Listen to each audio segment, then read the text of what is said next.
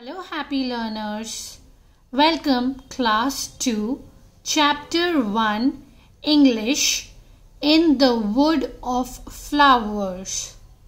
Today we will see how to read this chapter, or I can say it's a poem.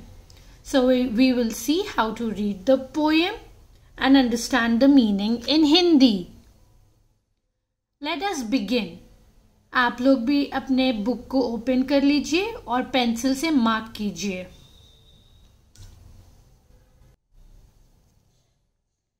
In the wood of flowers, I was there alone for hours. फिर से पढ़ेंगे. In the wood of flowers, I was there alone for hours. Now we will understand the meaning. In the wood of flowers मतलब कि जंगलों के बीच में जो सारे पौधे थे जो फूलों से भरे हुए थे. I was there alone for hours. I was there मतलब मैं वहां पर था. Alone मतलब अकेला. यहाँ नीचे मीनिंग दिए हुए हैं. अलोन मतलब अकेला था.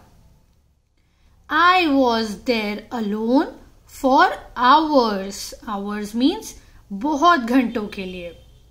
So जो फूलों का बाग था जंगलों में, मैं उधर अकेला था बहुत घंटों के लिए. समझ में आया आप सबको? अब हम आगे पढ़ेंगे. I was as happy as I could be. I was as happy as I could be in the wood of flowers. अब इसका मतलब जानेंगे. I was as happy as I could be. इसका मतलब मैं बहुत खुश था वहां पर, जितना मैं खुश हो सकता था. इसका मतलब मैं बहुत ज्यादा खुश था. In the wood of flowers कहाँ पे खुश था? In the wood of flowers मतलब जंगलों के बीच फूलों के पास. अब ये स्टैंजा फिर से रीड करेंगे. In the wood of flowers I was there alone for hours.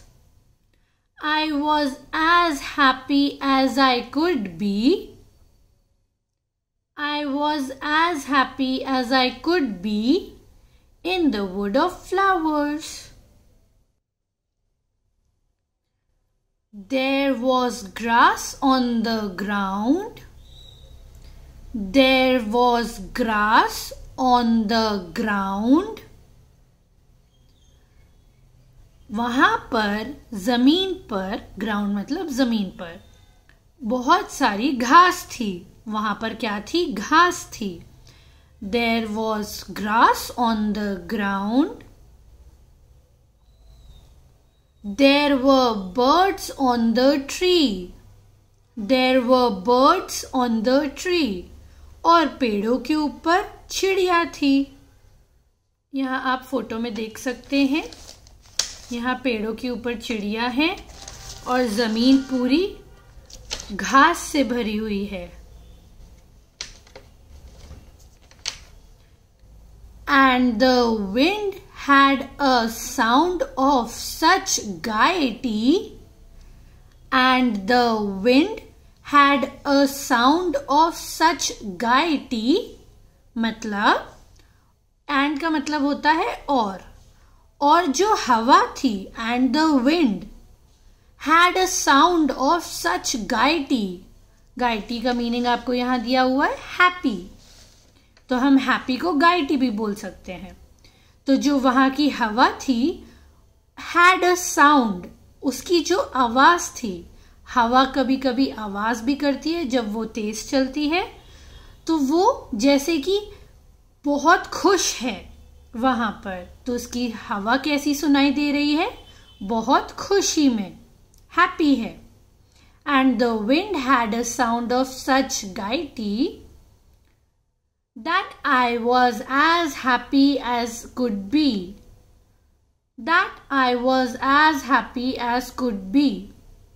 वो हवा इतनी अच्छी सुनाई दे रही है, इतना खुश कर रही है कि उसको सुनकर मैं भी खुश हो गया. That I was as happy मतलब मैं भी हैप्पी हो गया जितना भी हो सकता था.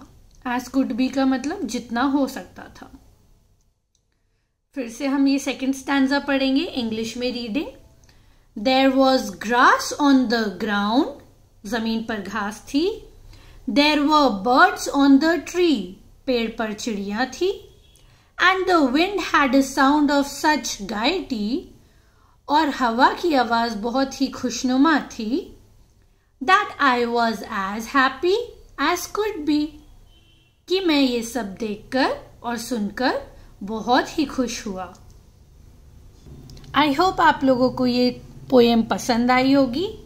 अब एक बार फिर से हम पूरी पोएम साथ में रीड करेंगे. Lesson 1. In the wood of flowers. In the wood of flowers, I was there alone for hours. आप भी मेरे साथ पढ़ने की कोशिश कीजिए. In the wood of flowers, I was there alone for hours. I was as happy as I could be. I was as happy as I could be in the wood of flowers. There was grass on the ground. There were birds on the tree. There was grass on the ground. There were birds on the tree. And the wind had a sound of such gaiety. And the wind had a sound of such gaiety that I was as happy as could be. अब इस poem को आप लोग बहुत बार practice कीजिए. Happy learners.